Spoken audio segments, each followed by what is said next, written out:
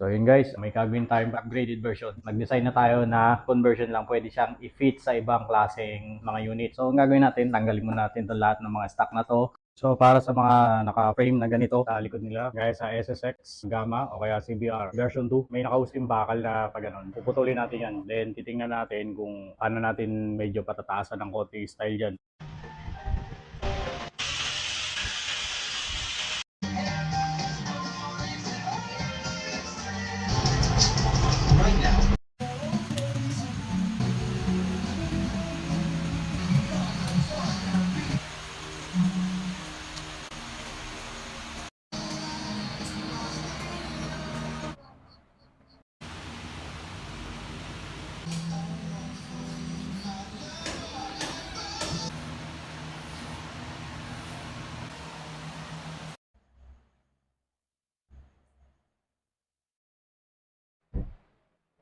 Pinifinishing na natin lahat, pina-finalize na natin yung hugis niya. Ito, meron lang ako dinadagdag dito para sa magiging tornilyohan niya. Magiging okay na rin yan. May waterproofing na rin tayo dito. May nagawa na rin tayo na bracket para sa integrated taillight. May aerodynamic na rin siya, magkabilaan. Pinapantay na natin. Yan, yung tulis dito, dinagdagan natin ng konti. And ito, pattern ng upuan niya.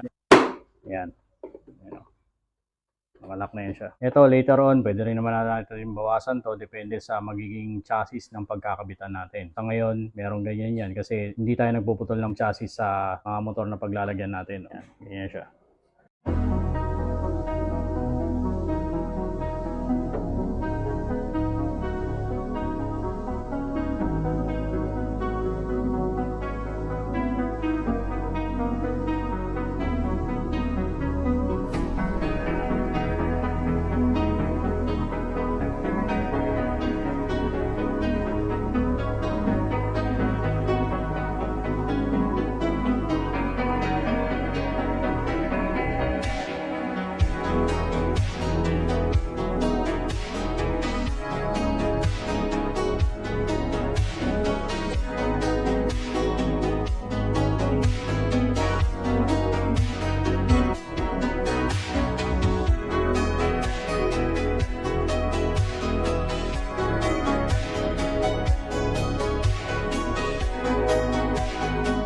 Prototype lang yung mga yan. Since na-finalize na natin yung lahat ng kailangan sa design niya and sa function niya, pa-primeran na natin yan. Saka natin siya gagawan ng hulmahan. So, pag nagawa na natin siya ng hulmahan, purong fiberglass na yung mga yan. Simulan natin pinturahan to. Power.